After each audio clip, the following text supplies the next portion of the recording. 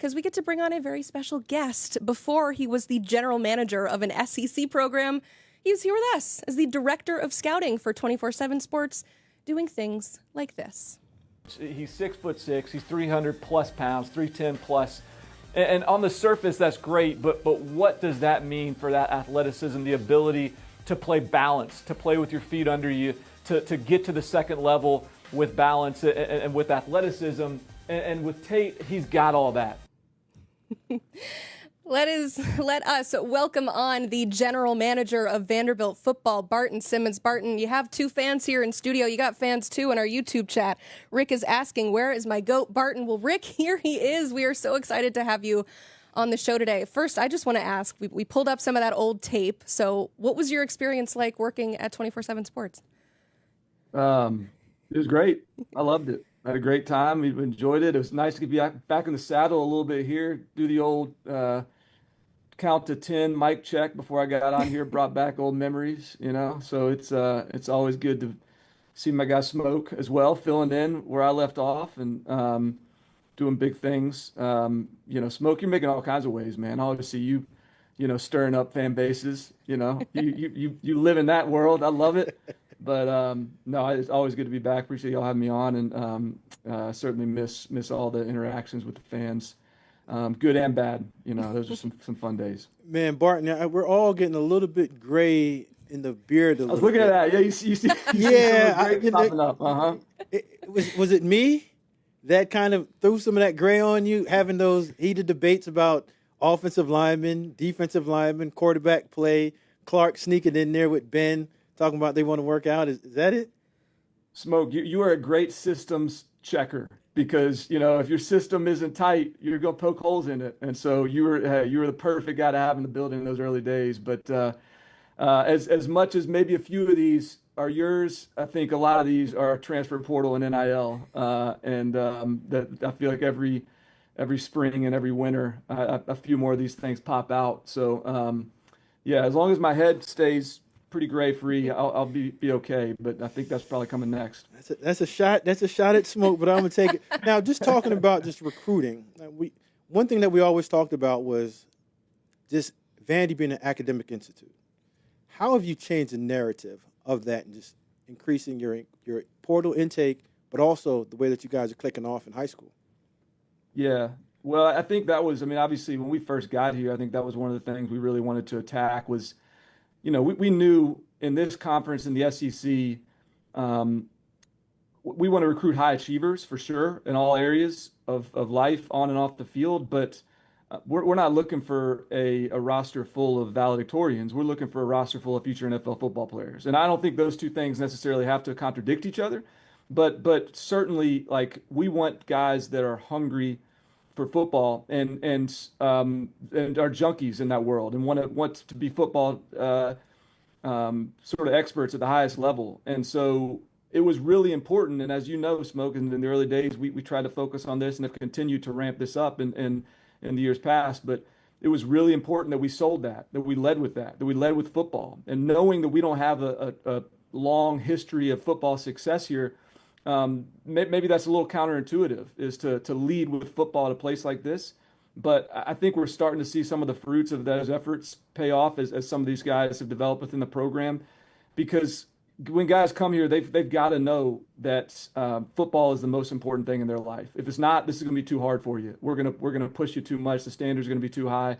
And I think that's served us well in building this roster. And we're going to continue to make that absolutely focal in everything we do in terms of the messaging that we present and the players we try to bring into this program.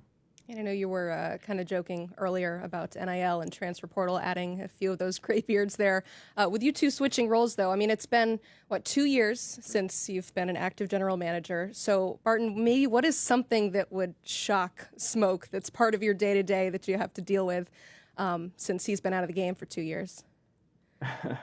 Well, Smoke stays pretty dialed in. I don't know that I'm going to say anything that's going to shock him, but I think the roster management piece, the retention piece, I'd say that's become that's turned into the element of this role that really eats up a lot of my time and energy. There's just, and again, based on the way the calendar works now, based on the sort of impossibility of locking any player in long term, there's always conversations being had, and certainly in these sort of prime windows, whether it be in the winter or pre-spring and then spring portal, there's so much work and energy that has to go into keeping tabs on your roster, knowing where those sort of points of vulnerability, so to speak, are, knowing, where guys need to be supported, knowing where the pockets of the locker room, you need to be aware of. All those sort of things, I think, become really focal to team building. I think I'm fortunate to be at a place at Vanderbilt with Coach Lee and Clark kind of heading to at the tip of the spear here to be. I mean, we're really culture focused. The coaches are really engaged with their players. I mean, there's constantly communication and relationship building and smoking a test, all that. And so I think it makes my job a little easier in that regard, because as much as this world has turned transactional, there is real relationship here. There is real development here. And guys feel that and they want to be a part of it. And so ultimately that's where it just becomes a collaboration between myself, our coaching staff, the players, really the whole building, to just make sure we do what we have to do to keep a roster intact and build and strengthen. But for sure, I'd say if you told me 5 years ago that I'd be spending a lot of my time in that world, it would have felt pretty foreign. But it's increasingly becoming pretty commonplace. Yeah, Barton, when we talked about roster management, I always say, hey, Barton, man, it's easy. All we got is 85, and we're going to have them for at least 2 or 3 years. You look at it, it's like every semester you're having to change over at least 25 to 30 new players on your team, and there's not a lot of continuity. So just to even go back into the locker room and see the same faces, like you're constantly building a new relationship almost every single semester. And even think about it, Bart, it's just the changing of how general managers are being perceived. Like you have guys that are big-time evaluators, then you have guys that are recruiters. Now we have our guy, Andrew Luck, out in Stanford being able to hire and fire head coaches. Like that's something that we never thought about. Mm-hmm. So now that I know you and Clark, best friends since y'all were young, how is that power dynamic changing in college football, in your opinion? Yeah, I mean, like you said, I think it really is going to depend on the structure of the building and sort of how the athletic director sets it up, how the head coach interacts. I think it's evolved even a little bit here, but I mean, ultimately, it's all going to be about, sort of what's the hinge point that the general manager is addressing in each building. And for me, it's a little bit of everything. We've got a really strong coaching staff. And we've got a coaching staff with really strong opinions on personnel, and the idea that they're going to take a back seat and just sort of be along for the ride while we just feed them players is probably not going to be realistic here. I think certainly there's involvement in the recruiting piece here, but we also want to try to keep the coaching staff away from the financial conversations as well, because it's so important that this staff is mentoring, building, coaching, relationship creating. Those are things that you can't really do if you're involved in these financial conversations as well. So I think it's a lot of, again, it goes back to this sort of collaborating with all the different parties, whether it be the agents, the parents, the players, the incoming players, the players on the roster, and the administration, and even to a certain degree, the fundraising element. And so if fitting all those pieces together, and that's what team building is now in this current state of college football. I'm certainly rooting for maybe the opportunity at some point to have a little more structure in place, which kind of allows us to be way more strategic and sort of project out a little bit more than we're able to right now. But in this chaos we're living in right now, I think adaptability is probably the number one element that has to be in play. And so we try to be flexible and adaptive in that way as well. I mean, whatever you're doing is certainly working. What a season that you're coming off of for Vanderbilt football. I mean, it was fun to watch just as an outsider and as somebody who lives in Nashville. When you see the fans go down Broadway with the goalposts, something good happened over at Vanderbilt Stadium earlier that night. So I'm sure you're using building on momentum as a recruiting pitch when you talk to some of these prospects. But what do prospects tell you as far as how they view Vanderbilt coming off a season like last year? Well, again, I think it's interesting. When we took over at Vanderbilt, they were winless the year before we got here. They had won 3 games the year prior to that, and so and we had inherited a recruiting class, and so going into our first year, we had only brought in one player from outside that we had actually recruited. It was a transfer kicker named Joe Bolvis, and so we're in as we get into like year 4 was always the year we told recruits really from the jump. It was like when you look at teams that take over sort of a program that had sort of bottomed out and was looking for a rebuild, a true rebuild. So often it's year 4 is when that rebuild really hits. And so we were sort of targeting year 4 throughout as listen, we wanted the success as soon as we could get it, but we knew realistically maybe it was year 4 when we felt like the launch could really take place. And when it happened, I think that validated a lot of the things that we've been telling recruits. And I think as we talked, I mean, guys want to be here. There's so much opportunity. This is an incredible city. This is an incredible education. This is a place that does it the right way in terms of the coaching staff and the way we build relationships and develop in this building. And so, the opportunity is here for this place to take off. But it was never gonna. We had to show progress before all this sort of flywheel takes off. And so for us to show that progress last year, it gives us the opportunity to really, I think, accelerate and continue that launch. And we're feeling that. We're feeling that right now. We talk to recruits. We're feeling that when we talk to transfers. We're feeling that in the building. We're returning, I think, the tops in the SEC on offense, tops in the SEC on defense, return in production. And we know everyone else in the SEC is improving every year as well. So I think it's important for us to be aggressive, and we have been in terms of trying to continue to improve the roster. But we have a vision for this place being the best program in college football. We don't shy away from that. We're not trying to huddle in the corner. We believe in this place, and I think that as we started to show the progress, it's people are anxious to get involved, or anxious to connect to it, or anxious to latch on to what we're doing. And we feel really good about what's ahead of us and sort of the continued evolution going into this year 5 and beyond. Finally, our guy here at 24/7 Sports, Cooper Patagna, says that you have a sneaky good transfer portal class. So we don't want it to be sneaky anymore. Barton, who's on campus now that's really standing out to you? Well, it was really important for us to strengthen our offensive line. We've got what we believe is the best quarterback in college football in Diego Pavia, and we need to get the offensive line right in front of him. We need to, we believe we can run the football on anybody. We believe in our offensive line to set that tone. And so to do that, we've got to have the right people up front.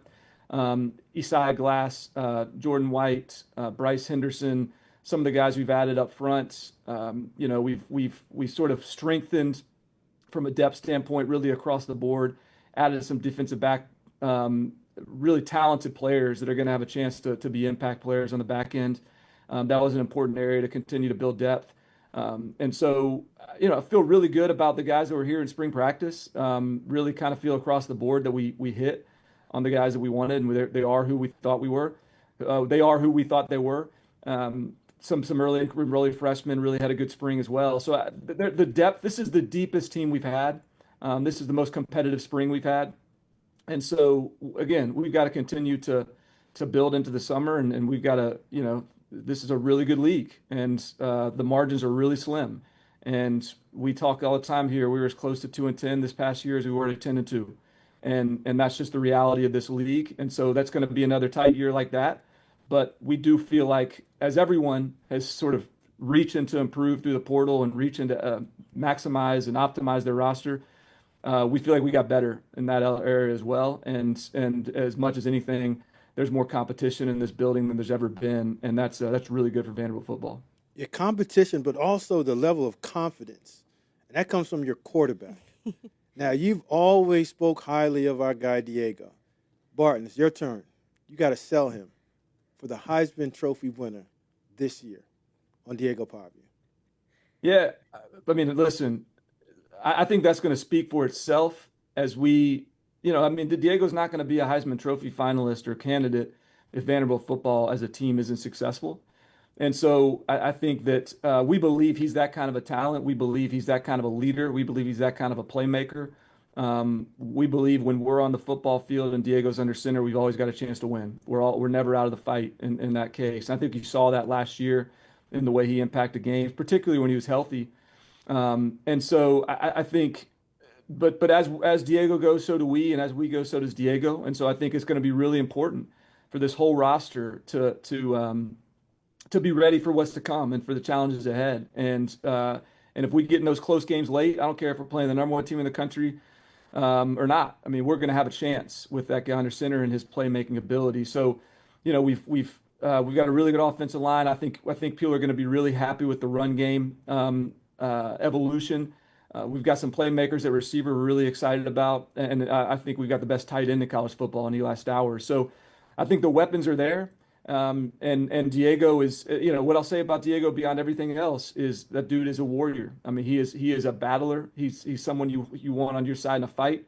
And our players respond to him. Our players respond to that confidence, and it's authentic. And I think as much as anything, that's Vanderbilt football. It's we're authentic, we're scrappy, and nothing's handed to us. And that's sort of been the story of Diego's career as well. And so I think, what a year for him to go out, for us to go and kind of lock arms and go try to slay some dragons in this conference. And we think we got the right guy to do it. Yeah, he's one of those players that's fun to watch till the very end, even after the game is over, too. Some of those post-game interviews are pretty exciting with Diego Pavia. Barton Simmons, thank you so much for joining us here. We appreciate it.